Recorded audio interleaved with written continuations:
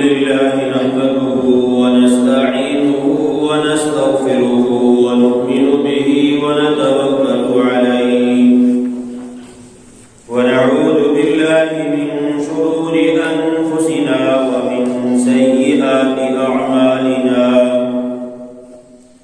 من يهده الله فلا مضل له ومن يضلله فلا هادي له ونشهد أن لا إله إلا الله وحده لا شريك له ونشهد أن سيدنا ومولانا محمدا عبده ورسوله أما بعد فأعوذ بالله من الشيطان الرجيم بسم الله الرحمن الرحيم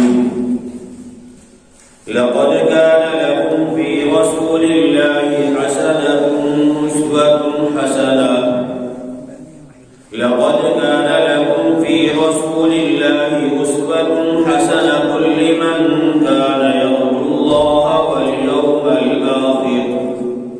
واليوم الآخر وذكر الله كثيرا صدق الله العظيم وبلغنا رسوله النبي الكريم ونحن على ذلك لمن الشاهدين والشاكرين والحمد لله رب العالمين يا رب صل وسلم دائما أبدا على حبيبك خير الخلق كلهم رب اشرح لي صدري ويسر لي أمري واحلل عقدة من لساني يفقهوا قولي سبحانك لا علم لنا إلا ما علمتنا إنك أنت العليم الحكيم اللهم رب زدني علما اللهم رب زدني عملا اللهم رب زدني علما اللهم رب زدني عملا أستغفر الله الذي لا إله إلا هو الحي القيوم وأتوب إليه اللهم صل على محمد وعلى آل محمد كما صليت على إبراهيم وعلى آل إبراهيم إنك حميد مجيد اللهم بارك على محمد وعلى آل محمد كما باركت على إبراهيم وعلى آل إبراهيم إنك حميد مجيد عزیزان گرامی میرے ابتدائی واجب الاحترام قابل سر احترام بزرگوں دوستوں اور نوجوان ساتھیوں قرآن کریم فرقان حمید 21واں سپارہ سورہ احزاب کی ایک آیت مبارکہ آپ کے سامنے تلاوت کی ہے۔ اس آیت مبارکہ کی روشنی میں نبی پاک صلی اللہ علیہ وسلم کی سیرت طیبہ اور اپنے معاشرے کی بلکہ اپنی جو حالت ہے اس کو بیان کرنا مقصود ہے۔ نبی پاک صلی اللہ علیہ وسلم کو اللہ نے انسانوں میں پیدا کیا اور مقصد یہ تھا کہ میرے نبی کے معاملات کو انسان دیکھیں اور اس کو اپنائیں۔ نبی اکرم صلی اللہ علیہ وسلم پیدائش کے بعد سے لے کے وفات تک بچپن ہے، لڑکپن ہے، جوانی ہے، شباب کا زمانہ ہے، جوانی ڈل رہی ہے، بڑھاپے کے اندر قدم رکھا جا رہا ہے۔ یہ جتنے بھی عمر کے ساتھ ساتھ اتار چڑھاؤ ہیں، اس حالت کے اندر امت کے لیے بہت سارے سبق چھپے ہوئے ہیں۔ آقا عالم صلی اللہ علیہ وسلم کا جو بچپن ہے، اس بچپن کو اگر دیکھیں تو پتہ چلتا ہے کہ نبی پاک صلی اللہ علیہ وسلم نے بچپن سے ہی جیسے ہی ہوش سنبھال رہے ہیں کبھی جھوٹ نہیں بولا، کبھی سچائی کا دامن نہیں چھوڑا، کبھی کسی کو دھوکا نہیں دیا۔ نبی اکرم صلی اللہ علیہ وسلم نے بچپن کے اندر سے ہی لوگوں میں اپنا یہ مقام پیدا کیا تھا کہ مکہ کے لوگ نبی پاک صلی اللہ علیہ وسلم کو صادق اور امین کے لقب سے جانتے تھے۔ علماء نے لکھا ہے کہ جس وقت نبی پاک صلی اللہ علیہ وسلم کے مکان کا گھیراؤ کیا گیا، آپ صلی اللہ علیہ وسلم کو ہجرت کی رات نعوذ باللہ قتل کرنے کا ارادہ کیا گیا، تو جو کافر، جو مشرکین مکہ نے محاصرہ کیا تھا آقا عالم صلی اللہ علیہ وسلم کے گھر مبارک کا، ان کافروں کی امانتیں بھی نبی پاک صلی اللہ علیہ وسلم کے پاس موجود تھی۔ اچھا، اس زمانے میں امانت ہوتی کیا تھی؟ سوال پیدا ہوتا ہے کہ اس زمانے میں امانت تھی کیا؟ اگر درہم ہے تو وہ چاندی کا، دینار ہے تو وہ کس کا بھائی؟ سونے کا ہے، یا ویسے سونا ہے یا سونے چاندی کا سکہ ہے، روپیہ پیسہ وہ بھی سونے چاندی کا، اور سونا ویسے بھی کیا بھائی؟ پیسہ ہی ہے۔ تو یہ لوگوں کے پاس یہی ہوتا تھا، لوگوں کی بھیڑ بکریاں اور گھوڑے وغیرہ، اونٹ وغیرہ یہ تو آپ نہیں سنبھالتے تھے۔ ہمارے دینی کتب کے اندر یہ بات نہیں ملتی کہ جو کفار مکہ کی امانتیں نبی پاک صلی اللہ علیہ وسلم کے پاس موجود تھی ان کی مقدار یا ان کا وزن کتنا تھا۔ کفار ممالک میں جن ججوں کو جو لا اور قانون کی کتابیں پڑھائی جاتی ہیں ان سے سوال کیا گیا، یہ بتاؤ کہ نبی پاک صلی اللہ علیہ وسلم پہ جب کفار نے مل کے حملہ کیا ہجرت کی رات، اس وقت نبی پاک صلی اللہ علیہ وسلم کے پاس لوگوں کی امانتیں یا سونا چاندی کتنے وزن کے مقدار سے پڑا ہوا تھا؟ تو کفار نے، جو مخالفین ہیں، ان کی کتابیں یہ گواہی دیتی ہیں کہ جس وقت نبی پاک صلی اللہ علیہ وسلم ہجرت کے لیے مکہ مکرمہ سے مدینہ طیبہ تشریف لے کے جا رہے تھے، اس وقت کفار مکہ کا جو سونا اور چاندی زیورات نبی پاک صلی اللہ علیہ وسلم کے پاس پڑے ہوئے تھے ان کا وزن 26.5 من تھا۔ کتنا تھا بھائی؟ 26.5 کلو؟ کتنا؟ 26.5 من سونا اور چاندی، روپیہ پیسہ وہ بھی سونے چاندی کا، زیورات وہ بھی بھائی سونے چاندی کے۔ تو کتنا وزن لوگوں کا نبی پاک صلی اللہ علیہ وسلم کے پاس پڑا ہوا تھا؟ 26.5 من سونا چاندی امام الانبیاء سرور کونین صلی اللہ علیہ وسلم کے پاس مشرکین مکہ کا بطور امانت پڑا ہوا تھا۔ اتنا لوگوں کو امام الانبیاء سرور کونین صلی اللہ علیہ وسلم پہ بچپن کے اندر ہی اعتماد تھا۔ لوگوں نے کہا بیت اللہ کو تعمیر کیا جائے، اب ہے سارے مشرک کافر ہیں، کہا یہ اللہ کا گھر ہے، اس کی نسبت اللہ کے ساتھ ہے، اس میں روپیہ پیسہ وہ لگے گا جو حلال کا ہے، جو حرام کا وہ روپیہ پیسہ بیت اللہ پہ نہیں لگے۔ یہ طے کر لیا، بیت اللہ کی تعمیر شروع ہو گئی، یہ بنتا گیا مکمل ہو گیا۔ اب حجر اسود رکھنے کی باری ہے۔ نبی پاک صلی اللہ علیہ وسلم کی عمر مبارک زیادہ نہیں ہے، ابھی عمر بہت کم ہے، شادی ہوئی ہے 25 سال کی عمر میں، اور یہ شادی سے پہلے کے واقعات ہیں، بات کے نہیں پہلے کے واقعات آپ کو بتا رہا ہوں کہ بچپن سے ہی اللہ کے نبی صلی اللہ علیہ وسلم کو لوگ صادق اور امین کے لقب سے پکارا کرتے ہیں۔ آقا عالم صلی اللہ علیہ وسلم نے مشرکین نے دیکھا کہ اس موقع پہ لڑائی ہونے کا خدشہ ہے، ہر قبیلے والا کہتا ہے حجر اسود کو میں نے رکھنا ہے، وہ کہتا ہے میں نے رکھنا ہے، تیسرے قبیلے والا کہتا ہے میں نے رکھنا ہے، یہ تو سعادت کی بات ہے، جو رکھے گا اس کا نام چلے گا۔ انہوں نے کہا میں لڑائی کی بجائی کرتے ہیں، جو صبح کل سب سے پہلے بیت اللہ میں آئے گا جو فیصلہ کر دے ہم سب کو منظور ہے۔ اتفاقیہ طور پہ نبی پاک صلی اللہ علیہ وسلم پہلے بھی تشریف لاتے تھے، اس دن بھی پہلے تشریف لے آئے۔ اب جیسے ہی مشرکین مکہ نے دیکھا کہ آمنہ کا لال سامنے تشریف فرما ہے، انہوں نے کہا کہ یہ جو فیصلہ کر دیں گے ہم اسے ایمان سے تسلیم کرتے ہیں۔ نبی پاک صلی اللہ علیہ وسلم نے چادر منگوائی، اپنے ہاتھ سے وہ پتھر رکھا حجر اسود کا، سب قبیلے والوں سرداروں کو کہا اس چادر کو اٹھاؤ۔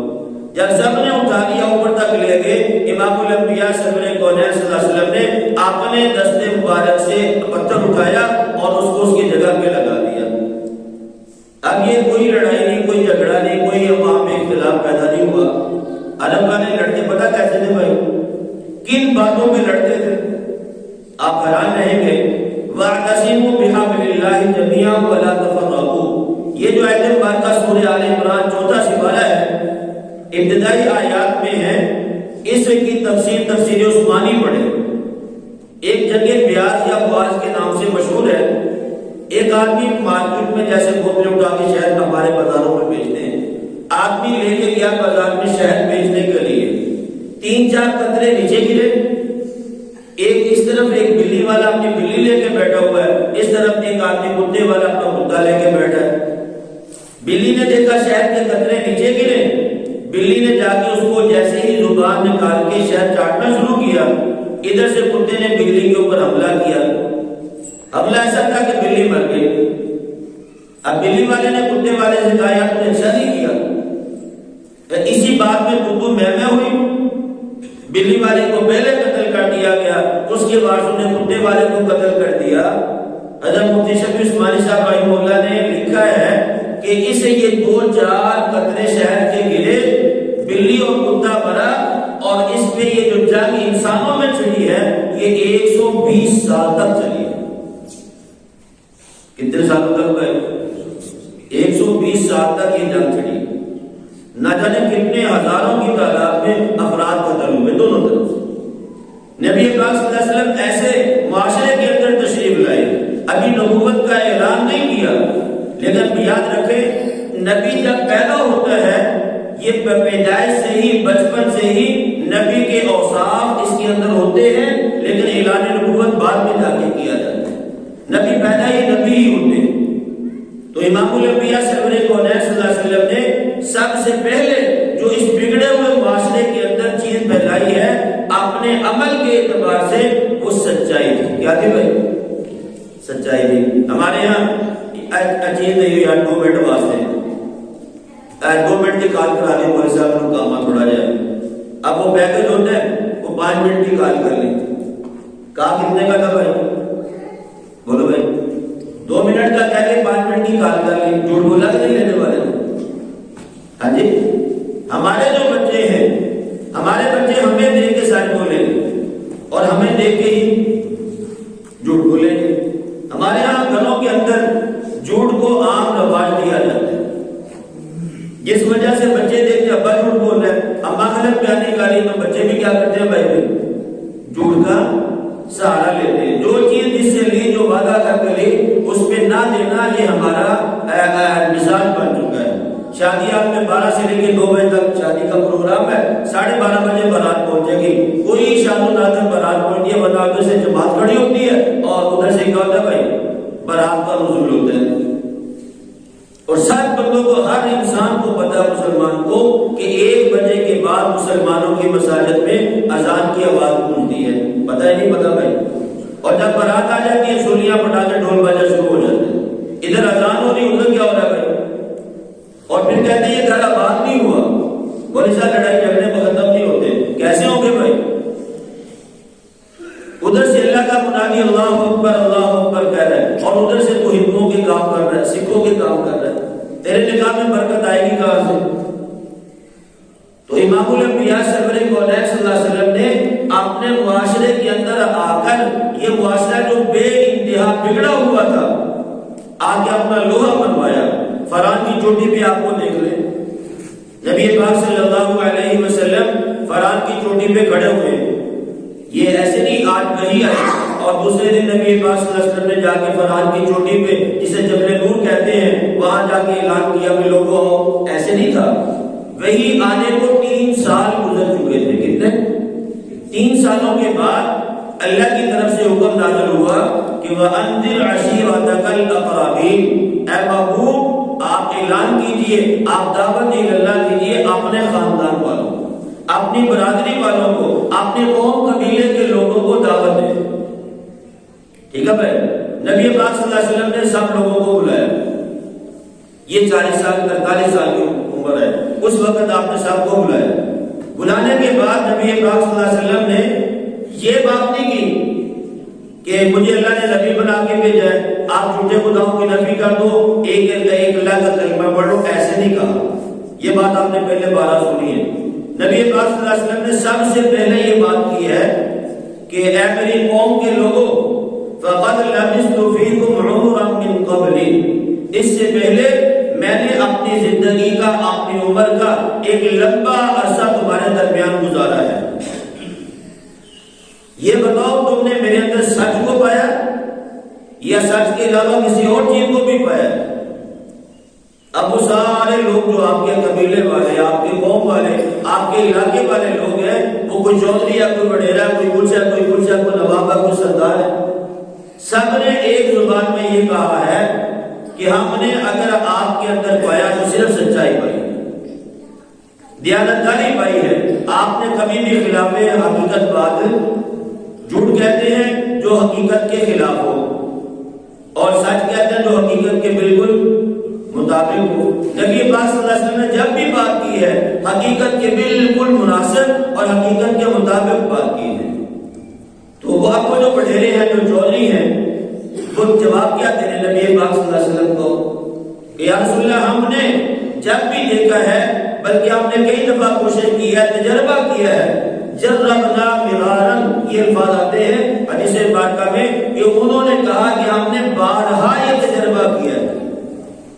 آپ نے کہا آج مثلا چاند کی 20 ہے، ہمیں نہیں پتا تھا، ہم نے تحقیق کی، ہمیں یہ اندازہ تھا 21 ہوگی، لیکن جب بھی آپ نے 20 کہا تو وہ کبھی نہ 19 ہوئی نہ کبھی 21 ہوئی. کتنی تاریخ ہوتی تھی؟ یہ ایک مثال دے رہا ہوں. جب بھی آپ نے جو بھی بات کی ہے تو ہمیشہ ہمارے تجربے غلط ہوئے. جربنا مرارن کا معنی ہوتا ہے بار بار تجربہ کرنا، بار بار کسی کو آزمانا، امتحان لینا، جانچ پڑتال کرنا.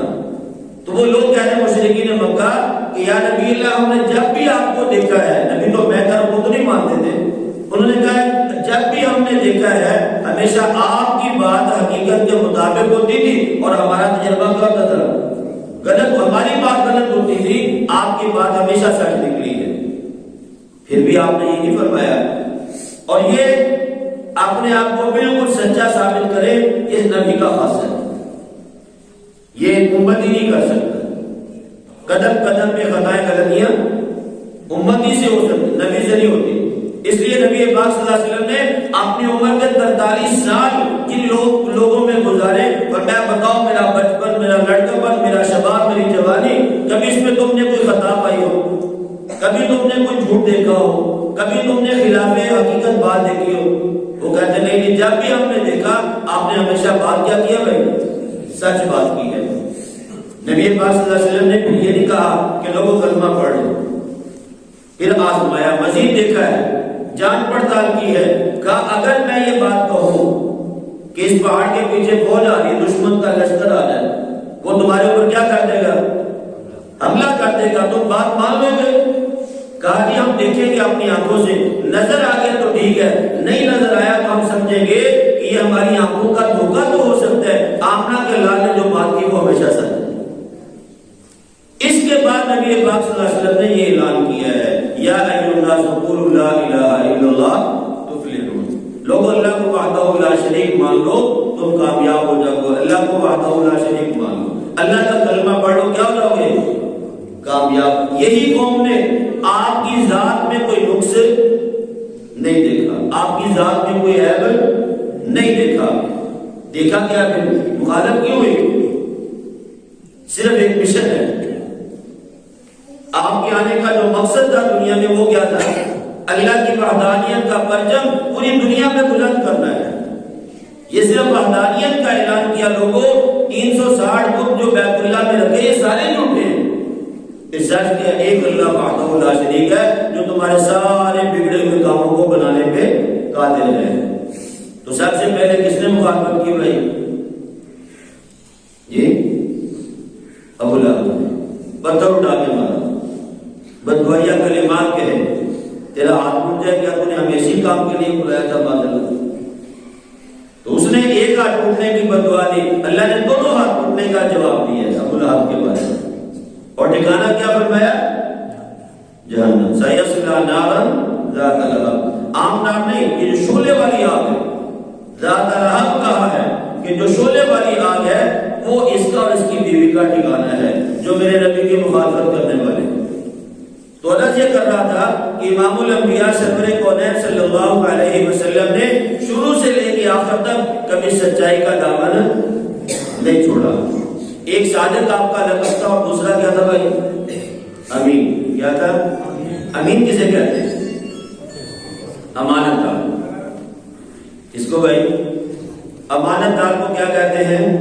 امین۔ نبی پاک صلی اللہ علیہ وسلم پہلے جیسے میں نے عرض کیا کہ 26.5 من سونے کے زیورات نبی پاک صلی اللہ علیہ وسلم کے پاس بطور امانت کے موجود تھے جس رات آپ مکہ مکرمہ سے مدینہ طیبہ کے لیے نکلے، اور وہ حضرت علی کے سپرد کیے لوگوں کو دے کے پھر میرے پیچھے مدینے میں چلے آنا۔ نبی پاک صلی اللہ علیہ وسلم سرے کے چوٹی کے امانت دار۔ یہ جسم جو میرا اور آپ کا ہے یہ اصل میں کس کا بھائی؟ لقد خلقنا الانسان۔ اللہ دعویٰ کیا کرتے ہیں؟ پیدا کس نے کیا؟ ہم نے۔ یا ایھا الناس انا خلقناکم، اے لوگوں تمہیں پیدا کس نے کیا؟ اللہ اپنی طرف نسبت کرتے ہیں کہ میں نے تمہیں پیدا کیا۔ جب پیدا اللہ نے کیا ہے تو یہ جسم بھی کس کا بھائی؟ جی یہ جسم میرے اور آپ کے پاس جو ہے یہ امانت اصل کس کی ہے؟ جب کوئی فوت ہو جاتا ہے کیا کہتے ہیں؟ اللہ کی امانت کی اللہ نے واپس لے لی۔ تو پتہ یہ چلا کہ یہ جسم بھی ہمارا اپنا نہیں ہے۔ جب یہ ہمارا نہیں تو ہمیں دیا کس نے؟ اللہ نے۔ اللہ نے ہم سے مطالبہ یہ جسم دینے کے بعد کیا کیا ہے؟ ایک تو یہ ہے کہ یہ کسی نے آپ کو قرآن دیا، پیسے دے دیے، کوئی چیز دے دی، میری امانت سنبھالو، یہ بھی امانت ہے۔ یہ جو جسم یہ اللہ نے مجھے دیا ہے یہ اللہ کی امانت ہے، اس میں میں اپنی مرضی سے تصرف نہیں کر سکتا، اس کو اپنی مرضی سے استعمال کروں یہ ناممکن ہے۔ حضرت علی رضی اللہ تعالیٰ عنہ کی روایت ہے، فرماتے ہیں کہ ایک آدمی اگر کسی غلط چیز کو اپنی آنکھ سے ایک مرتبہ اچانک دیکھ لے تو فوراً نظر نیچے کر لے، دوبارہ نہ دیکھے۔ اس کو عبادت کے اندر حلاوت، عبادت کے اندر مٹھاس ایسے ملے گی جیسے ولیوں کو ملتی۔ جیسے ایک اللہ کا ولی اللہ کی عبادت بڑے انہمام کے ساتھ، بڑے توجہ و لذت کے ساتھ اللہ کا نام لیتا ہے، جو بندہ غلط چیزوں کو دیکھ اچانک نظر پڑی، نظر فجا کا لفظ آتا ہے، فوراً نظر اپنی نیچے جھکا لی، پھر خواہش کی، دل نے کہا، نفس نے کہا کہ اس کو دوبارہ دیکھ لوں، یہ نہیں دیکھتا، آنکھیں بند کر لی یا نظر نیچے جھکا لی۔ جب عبادت کے لیے کھڑا ہوگا اللہ اس کے اندر ایسی مٹھاس اس کو دے گا عبادت میں جیسی اللہ اپنے ولیوں کو عطا فرماتا ہے۔ یہ جو ہے نا کان، آنکھ اور زبان، طرق القرآن اس کو کہا جاتا ہے۔ یہ کس کے راستے ہیں بھائی؟ قرآن کریم کے آنے کے راستے۔ آنکھ سے دیکھا جاتا ہے، کان سے سنا جاتا ہے اور زبان سے بولا جاتا ہے۔ یہ کان ایک ایسی اللہ کی نعمت ہے، اس کا نعمت بدل کوئی نہیں۔ دان ٹوٹا نیا لگ جاتا ہے، کیوں بھائی؟ آنکھ ہے، اس میں بھی ہوتی ہے، باقی چیزوں کے معاملات بن جاتے ہیں، کسی اور کی بھی لگا دی جا سکتی ہے، لیکن یہ کان یہ دوبارہ نہیں آتا، ایک دفعہ ضائع ہو جائے دوبارہ نہیں۔ یہ کس کی امانت ہے؟ اللہ کی امانت ہے۔ یہ جسم، یہ وجود میرا اپنا ذاتی نہیں۔ اگر یہ میرا اپنا ذاتی ہوتا تو اللہ کا قرآن یہ کہتا ہے سورہ یاسین میں 4 رکوع میں کہ یہ وجود تمہارے ہاتھ پاؤں یہ کل قیامت کے دن تمہارے خلاف کیا کریں گے؟ گواہی دیں گے۔ یہ میرے خلاف گواہی، میری چیز میرے خلاف گواہی کیوں دے؟ اس سے بھی یہ بات سمجھ میں آتی ہے کہ یہ میرا وجود میرا اپنا نہیں ہے۔ میں چلتا ہوں، یہ کل میری چال سے پوچھا جائے گا، میری ٹانگوں سے سوال ہوگا تو کہاں جاتی تھی؟ الیوم نختم علی افواہہم، منہ کے اوپر کیا لگ جائے گا بھائی؟ تالا، بند کر دیا جائے، منہ نہیں بول، زبان نہیں بول سکے گی۔ پھر ہاتھ وتکلمنا ایدیہم، یہ تمہارے ہاتھ ہی اللہ سے باتیں کریں۔ وتشہد ارجلہم، یہ تمہارے پاؤں یہ جواب دیں کہ اللہ ہم ان کے ساتھ چل کے نیکی کی جگہوں پہ گئے تھے یا گناہوں کے مواقع پہ گئے تھے۔ امانت داری صرف یہ نہیں ہے کہ آپ کو کسی نے کوئی چیز دی اور آپ نے سنبھال کے رکھا، مطالبے پہ واپس کر دی، صرف امانت اتنی نہیں ہے۔ کسی نے آپ کو اپنے راز کی بات بتائی، یہ بھی امانت ہے۔ اللہ نے یہ جسم دیا، یہ بھی امانت ہے۔ اس کو جن کاموں کے لیے استعمال کرنے کی اجازت دی ہے، اگر اس میں کریں گے تو ہم امانت دار ہیں، اور اگر اللہ کی مرضی کے خلاف استعمال کر رہے ہیں تو پھر کیا بھائی ہم امانت دار نہیں ہے؟ آپ خود بتائیں، خود اندازہ لگائیں، اپنے گریبانوں میں جھانک کے ذرا دیکھیں کہ ہم کتنا اللہ کی دی ہوئی امانت کو اللہ کے حکموں میں استعمال کرتے ہیں۔ کیوں بھائی؟ یہ موبائل ہے، اس پہ غلط دیکھتے ہیں، ہماری انگلیاں چلتی ہیں، ہماری آنکھ دیکھتی ہے، ہمارے کان سنتے ہیں، کبھی گانا بجانا ہے، کبھی غلط کوئی چیزیں ہیں، ساری دیکھتے کہ نہیں دیکھتے بھائی؟ اکثر دیکھتے ہیں۔ تو یہ جو بھی ہم کرتے ہیں یہ سارا اللہ کی امانت جو ہمارے پاس ہے، ہم اس کو اللہ کی مرضی کے خلاف استعمال کرتے ہیں یا نہیں؟ اور کل کو یہ کچھ ہوگی یا نہیں؟ کیوں بھائی؟ کل کو اس کے بارے میں جا کے مجھے اور آپ کو اللہ کے حضور در جواب دینا پڑے گا۔ تو امام الانبیاء سرور کونین صلی اللہ علیہ وسلم کا بچپن، آپ کی جوانی نبوت کے ملنے سے پہلے اور نبوت کے ملنے کے بعد مشرکین مکہ آپ کو کس نام سے پہچانتے تھے؟ صادق اور امین۔ یہ گھر کے اندر میری اور آپ کی سچائی ہمارے بچوں کے سامنے آتی ہے، میری اور آپ کی دیانتداری بچوں کے سامنے آتی ہے۔ جیسا گھر کا ماحول ہمارا ہوگا ویسے ہماری اولاد کو سب ماحول میں پلے گی، بڑی ہوگی، اسی کا اثر لے۔ نبی پاک صلی اللہ علیہ وسلم کا ایک اور مزاج تھا کہ آقا عالم صلی اللہ علیہ وسلم نے کبھی کسی کو دھوکہ نہیں دیا۔ دھوکہ دینا یہ شریعت مطہرہ میں کیا بالکل حرام ہونا چاہیے۔ اللہ کے نبی صلی اللہ علیہ وسلم کی عادت طیبہ، آپ کی سیرت یہ ہے کہ آپ نے کبھی کسی کو دھوکہ نہیں دیا۔ مکہ کی ایک عورت ہے، خویلد کی بیٹی ہے، حضرت خدیجہ کبریٰ رضی اللہ تعالی عنہا۔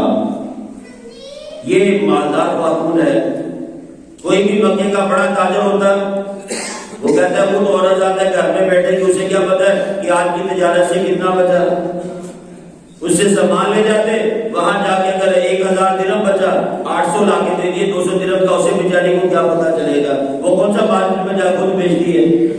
جو دھوکہ دینا چاہتا وہ حضرت خدیجہ کا مال لے جاتا، آدھے سے زیادہ پرافٹ اپنے پاس رکھتا، تھوڑا سا دیتا، یہی بچا ہے۔ نبی پاک صلی اللہ علیہ وسلم کے صدق، آپ کی سچائی اور امانت داری کی جب دور دور تک خبریں پھیلی تو خدیجہ کبریٰ رضی اللہ تعالیٰ عنہ نے ان کو بلایا، بلا کے کہا نوجوان یہ میرا مال ہے، یہ لے جاؤ تجارت کے لیے۔ آپ 2 مرتبہ حضرت خدیجہ کا مال لے کے تجارت کی غرض سے گئے ہیں۔ اب دوسرے تاجر تو دھوکہ دیتے تھے، امام الانبیاء تو دھوکہ نہیں دیتے بھائی۔ جتنا منافع ملا، جتنا اس عورت کا حق تھا، آپ نے 2 مرتبہ لا کے اس کو پورا پورا دیا۔ یہ عورت تو حیران ہے کہ پریشان ہو گئی، اتنا منافع آج تک کبھی نہیں ملا جتنا اس نوجوان نے 2 بار مجھے لا کے دیا ہے۔ اس کو بھی تجربہ ہوگا کہ یہ نوجوان کیا بھائی سچا ہے، امانت دار ہے، کسی کو دھوکہ نہیں دیتا۔ اس نے فوراً پیغام نکاح بھیجا۔ اب نبی پاک صلی اللہ علیہ وسلم کیا ہے بھائی گوارے ہیں، اور اماں کی عمر بھی زیادہ ہے، 15 سال فرق ہے، اور آپ کی پہلے شادیاں بھی ہو چکی ہے، بیوہ بھی ہیں۔ 40 سال کی عمر کی عورت نبی پاک صلی اللہ علیہ وسلم کو پیغام نکاح بھیجتی ہے۔ احادیث کی کتابوں میں کیا آتا ہے؟ اللہ کے نبی صلی اللہ علیہ وسلم نے آپ کے پیغام نکاح کو قبول کیا یا نہیں کیا؟ وہ کوئی عام آدمی ہوتا ہے جس کا نکاح نہیں ہوتا، جسے ملتی نہیں ہے، جیسے ہمارے معاشرے میں ہے کہ جسے نہیں ملتی تو لوگوں کو طلاق والی کو بیوہ ڈھونڈ کے دے دو، ایسے ہے یا نہیں؟ ہر گوارا مرد اس کی خواہش کیا ہے؟ کس کے ساتھ نکاح میرا؟ گواری لڑکی کے ساتھ۔ یہ بھی تو نبی بتا کے گئے نا، یہ بھی آپ کی سنت ہے، اس کو بھی اپناؤ کہ اگر کسی بیوہ کے ساتھ، کسی طلاق یافتہ کے ساتھ عمر سے کچھ بڑی یا نکاح کرنا پڑے تو یہ کس کی سنت ہے؟ نبی پاک صلی اللہ علیہ وسلم کی سنت طیبہ ہے۔ 15 سال بڑی عمر میں عورت ہے، پہلے سے 2-3 شادیاں ہو چکی ہیں، آپ نے تو نہیں کہا آپ جیسا حسین کون سا تھا دنیا میں بھائی؟ کون سا ایسا اوصاف تھا، اچھا وصف تھا جو میرے اور آپ کے نبی میں نہیں پایا جاتا؟ آپ کو مکے کی جس لڑکی بھی آپ کرتے وہ فوراً خوش ہو کے آپ کو آپ کا پیغام نکاح قبول کرتا، لیکن نبی پاک صلی اللہ علیہ وسلم نے کس عورت کو قبول کیا ہے؟ جو پہلے سے 2-3 بار نکاح کر چکی ہے، جو پہلے سے عمر میں 15 سال بڑی ہے، آپ نے اس کے پیغام نکاح کو قبول کیا۔ یہ آپ کی سنت طیبہ ہے۔ آج کوئی نوجوان یہ دعویٰ کرے گا کہ میری شادی کو کمانا ہو اور اس کے اندر کمانے کے اوصاف بھی ہوں، اخلاق بھی اچھا ہو، تو وہ یہ برداشت کرے گا کہ میں کسی شادی شدہ طلاق یافتہ یا بیوہ عورت سے نکاح کروں؟ کیوں بھائی؟ یہ کس کی سنت ہے؟ بولو بھائی۔ امام الانبیاء سرور کونین صلی اللہ علیہ وسلم کی سارے اچھائی کے اوصاف پائے جاتے ہیں، پھر بھی بیوہ کو اپنے نکاح میں کیا کیا بھائی؟ قبول فرمایا۔ اور پھر مزیدار بات یہ ہے کہ نبی پاک صلی اللہ علیہ وسلم نے 15 سال تک جب تک اعلان نبوت نہیں کیا اس بیوی کو اپنی جیب سے خرچ دیا۔ مالدار اپنی جگہ پہ تھی، مال تھا، لیکن اپنی ذات پہ نہیں خرچ کیا۔ 15 سال تک اپنی جیب سے اپنی بیوی کو خرچہ دیا۔ ٹھیک ہے بھائی؟ نبی پاک صلی اللہ علیہ وسلم آیت مبارکہ کی تفسیر بیان کرتے ہوئے عورتوں سے بیعت لے لے۔ یا ایھا النبی اذا جاءک المؤمنات یبایعنک علی الا یشرکن باللہ شیئا ولا یسرقن۔ یہ ولا یسرقن کا مطلب یہ ہے عورتوں سے بیعت لیتے ہوئے کہا جھوٹ نہیں بولنا، خیانت نہیں کرنی، اور ایک بات یہ کہی کہ تم نے چوری نہیں کرنی۔ یہ جب بیعت لے رہے تھے حضرت ہند رضی اللہ تعالیٰ عنہ جو ابو سفیان کی گھر والی ہے، حضرت امیر معاویہ رضی اللہ عنہ کی اماں جان ہے، نبی پاک صلی اللہ علیہ وسلم کی ساس ہے، اس نے سوال کیا یا رسول اللہ یہ ولا یسرقن کا مطلب بتا دیں۔ بیعت لے رہے کہ ہم چوری نہیں کریں گے، کہا یا رسول اللہ اس کی تفسیر بیان کریں، اس کا مطلب کیا ہے؟ ایک تو یہ کسی کا مال چرا لینا۔ فرمایا پوچھا یا رسول اللہ ابو سفیان جتنا میرا خرچہ بنتا ہے اس کی جیب میں ہوتا بھی ہے، یہ گھر والوں پہ بچوں پہ خرچ کرنے میں تھوڑا کیا کرتا ہے؟ کنجوسی سے کام لیتا ہے۔ حدیث مبارکہ بخاری شریف کی روایت ہے، نبی پاک صلی اللہ علیہ وسلم نے ارشاد فرمایا اگر یہ بچوں کا اور تمہارا حق پورا نہیں دیتا تو تم اس کی جیب سے بھی چرا لیا کرو، نکال لیا کرو، یہ چوری نہیں ہے۔ نہ ہو پھر تو مجبوری ہے، اگر ہے بندہ نہیں دیتا نبی پاک صلی اللہ علیہ وسلم نے فرمایا اس کی جیب سے نکال لیا کرو، اور یہ چوری بھی اس کا حق ہے بھائی، آپ کے بیوی ہے بچے ہیں اس کا حق ہے، اس کو دینا آپ کی ذمہ داری ہے، اور پھر اس سے پوچھا بھی نہیں جا سکتا۔ آپ کے پاس کسی دوست کے گھر میں کچھ فروٹ بھی لے کے گئے، اس کے بچوں کو بھی 1500 دے دیا، اگر اس کے بھانجے بھتیجے کو آگے اس نے دے دیا، اب آپ پوچھنا شروع ہو گیا آپ نے کیوں دیا، کیسے دیا، کب دیا؟ جب آپ نے اس کو دے دیا وہ مالک ہے، جیسے مرضی خرچ کرے، اس نے تو اپنے جیب خرچ میں سے اپنے کسی لگتے کو دیا ہے۔ تو یہ سنت طیبہ ہے، اور ہم اس میں کیا بھائی بہت دور ہیں۔ نبی پاک صلی اللہ علیہ وسلم نے کبھی دھوکہ نہیں دیا۔ اچھا 4 سال آپ کی شادی کو گزر گئے، امام الانبیاء سرور کونین صلی اللہ علیہ وسلم کی 4تھے سال بعد جا کے اللہ نے آپ کو اولاد دی ہے، اور پہلی آپ کے گھر میں کیا ہوئی؟ بیٹی پیدا ہوئی، حضرت زینب رضی اللہ تعالی عنہا۔ یہ جب گھر میں بیٹی پیدا ہوئی امام الانبیاء سرور کونین صلی اللہ علیہ وسلم کے پیشانی مبارک پہ بال نہیں آیا۔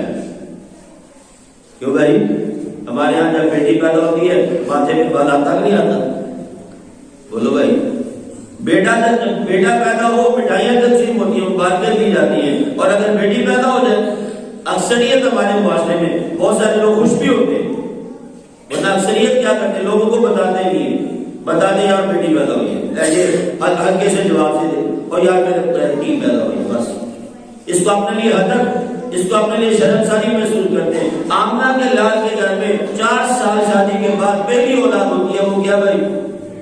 بیٹی ہے۔ اللہ کے نبی تو خوش ہو رہے ہیں، آپ تو حقیقت کر رہے ہیں، اور یہ امتی آج کا جب اس کے گھر میں بیٹی پیدا ہے یہ شرمندہ ہوتا ہے۔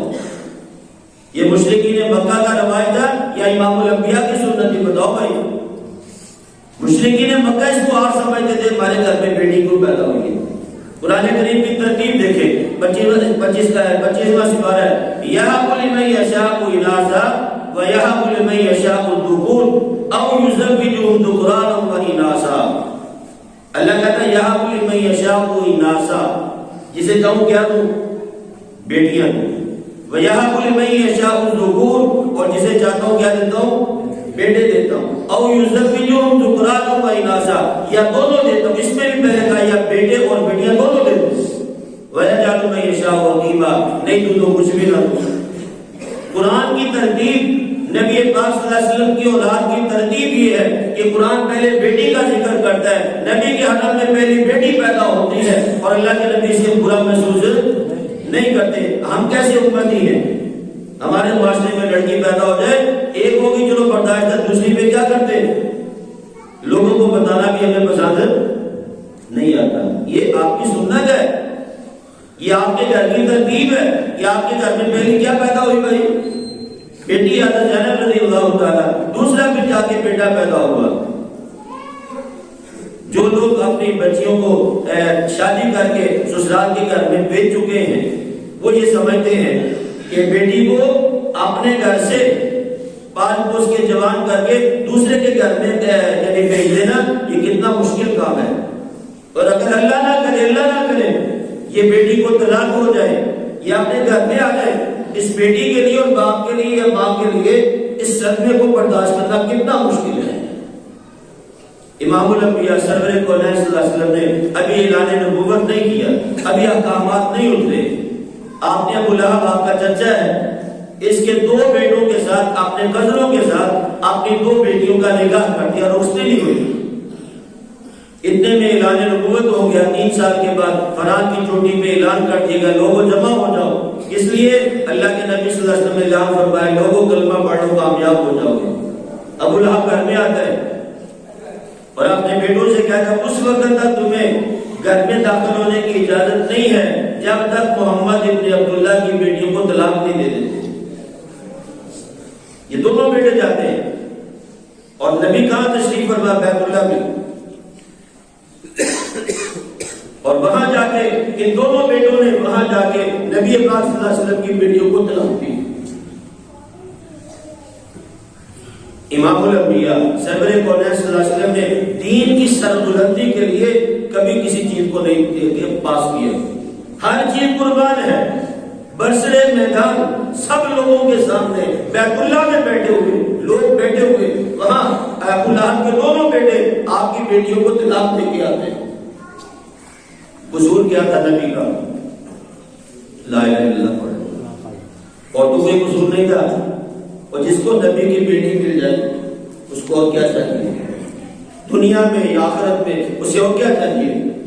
حضرت علی کی نسبت کیوں سب سے بڑی ہے؟ آپ کے نکاح میں آپ کی بیٹی۔ حضرت عثمان کی نسبت کیوں بلند ہے؟ یا کے بعد اگلے 2 بیٹیاں ہیں نبی کی کے نکاح میں، اور یہ تو بدبختی کی علامت ہے۔ نبی کو کتنا صدمہ پہنچا ہوگا، بترائی میں بیٹیوں والے بیٹھ کے سوچے جن کو یہ صدمہ ہے، اور بیٹھ کیا کہ گھر میں نہیں بیت اللہ کے صحن میں تشریف، وہاں آ کے وہ کہہ رہے ہم نے آپ کی بیٹیوں کو طلاق دے دی۔ آج برادری آڑے آتی ہے سنت پہ عمل کرنے کے لیے، برات مسجد میں لے کے جائیں گے ناک کٹتی ہے بینڈ باجا چھوڑنا پڑے گا، برادری والے ناراض ہو گے مہندی نہ کرے، کجریاں نہ نچوائیں، گزرے نہ، ہماری شادیاں پوری نہیں ہوتی۔ وہ بھئی یہ بھی تو نبی کی سنت ہے، میرا اور آپ کا نبی جو ہمیشہ آپ کے لیے رویا ہے ہمارے لیے رویا ہے، اس نے اپنی بیٹیوں کے طلاق کے صدمے برداشت کر لی، لیکن دین پہ آنچ نہیں آنے دی۔ میرے چہرے پہ سنت نہیں آ رہی، میرے عمل میں نماز نہیں آ رہی، میرے عمل میں قرآن کی تلاوت نہیں آ رہی، رشتہ داری کی بازداری نہیں آ رہی، اور کہتے ہیں کیا جی ہم نبی کے امتی اور ہم نبی کی شفاعت لینے والے۔ بتاؤ کبھی سوچنا بیٹھے تنہائی میں کہ جب نبی پاک صلی اللہ علیہ وسلم کو حرم میں بیٹھے ہوئے ابو لہب کے دونوں بیٹوں نے آ کے بیٹی کے طلاق کے فیصلے سنائے، میرے نبی کے دل پہ کیا ٹوٹی ہوگی؟ کیوں بھائی ہے یہ کافروں نے کیا کہا تھا؟ ابو طالب آپ کا چچا ہے، ساری زندگی آپ نے مہربان تھا، مکے والوں نے کیا کہا تھا؟ مال چاہیے، سرداری چاہیے، حسن مکہ چاہیے، جس لڑکی پہ ہاتھ رکھیے ہم نکاح کے لیے تیار ہیں۔ آج انسانوں کہتے ہیں نا خدا جی بات چھاٹے بس، تھوڑی ساڑی مان لو، تھوڑی جی آپ نہیں مان لو۔ تو آپ نے کیا کہا تھا اپنے چچا سے؟ اور یہ تو دنیا کی چیزیں، آسمان پہ چلے جائیں مشرکین مکہ، وہاں سے سورج چاند لا کے توڑ کے لے آئے میرے ہاتھوں پہ رکھ دیں، پھر کہیں میں تو پھر بھی نہیں چھوڑنے والا۔ یہ عقیدہ ہے، یہ کیا ہے؟ عقیدہ ہے اللہ وحدہ لا شریک، اللہ کی ذات اور صفات اور اللہ کے افعال میں اللہ کا غیر شریک نہیں ہے۔ نبی پاک صلی اللہ علیہ وسلم نے بیٹیوں کے غم سے اللہ نے بیٹے دیے واپس لے لیے، یہ یہ صدمے بھی میرے نبی نے برداشت کیے ہیں، لیکن دین پہ آنچ نہیں آنے دی۔ آج ہم اپنے ہاتھوں سے سنتوں کو ذبح کریں، ہم اپنے ہاتھوں سے قرآن کو پس پشت رکھتے ہیں، اور کیا دعویٰ کیا ہے؟ ربیع الاول میں ہماری محبتیں جاگ جاتی ہیں، ان کو پروان چڑھتا ہے، 12 دنوں کے بعد پھر کیا ہوتا ہے؟ لائٹیں بھی بند آتا ہے، جذبات بھی ختم، اور اس کے بعد 11 مہینے اور 20 دن کیا ہوتا ہے؟ 18 دن۔ 11 مہینے اور 18 دن اپنی خواہشوں پہ ہی قربانی دی جاتی ہے، اپنی خواہشات کے مطابق زندگی گزاری جاتی ہے۔ نبی کے گھر میں پہلی بیٹی پیدا ہوئی ہے، یہ نبی کی سنت ہے۔ ابو حمزہ ایک شاعر تھے، پہلی بیٹی پیدا ہوئی، دوسری بیٹی، تیسری پیدا ہوئی، یہ چھوڑ کے چلا گیا، ناراض ہو گیا۔ شاعر تھا، اس کی بیوی نے عربی کے اندر چند اشعار لکھے، اس کا ترجمہ یوں بنتا ہے کہ ابو حمزہ ہم سے ناراض ہو کس لیے چلا گیا کہ ہم نے 3 بیٹیاں ایک کے بعد دیگریں پیدا کر لی۔ اور اس اشعار کے اندر اس نے اپنے شوہر کو خطاب کر کے کہا، اور سن میرے شوہر، میرے زندگی کی ہم سفر، میری بات سن، ہم تو زمین کی مانند ہے، جو تو بوئے گا وہ اس میں سے نکلے گا۔ کیوں بھائی؟ بیٹے بیٹیاں دینے کا اختیار کس کا ہے؟ اور ہم کس سے ناراض ہوتے ہیں؟ دارالفتہ میں جائے، کسی پہ بھی چلے جائیں، اس بات پہ کئی درجنوں لڑکیوں کو طلاق اس وجہ سے ہوئی ہے کہ اس کے گھر میں بیٹا نہیں بیٹی پیدا ہو گئی، اور یہ ترتیب قرآنی ہے۔ الحمدللہ تحدیث میں نعمت کے طور پہ کہتا ہوں، اللہ سے پہلے شادی کے بعد دعا مانگی تھی، اللہ مجھے پہلی بیٹی دینا، اللہ نے قبول کر دی۔ یہ تو فخر کی بات ہے، امام الانبیاء کے گھر کی سنت یہ ہے کہ وہاں پہلے کیا پیدا ہو رہا ہے بھائی؟ بیٹی پیدا ہوئی ہے۔ اس لیے آپ نے معاشرے کو نہیں دیکھنا، آپ نے کس کی سنت کو دیکھنا ہے بھائی؟ نبی پاک صلی اللہ علیہ وسلم کے مبارک طریقوں کو دیکھنا ہے۔ دین نہ ذبح ہو، خواہشات کٹ جائیں، پرواہ نہیں، مال کی قربانی دینی پڑے کوئی ٹینشن نہیں، لیکن دین بچ جائے، نبی پاک کا لایا ہوا دین اور جو اعمال ہیں احکامات ہیں وہ بچ جائے۔ اگر یہ سارا کچھ دین کو زندہ کرنے پہ لگ جائے، یہ گاٹے کا سودا نہیں ہے۔ اللہ پاک مجھے اور آپ کو عمل کرنے کی توفیق عطا فرمائے۔ تمام آقا و سنت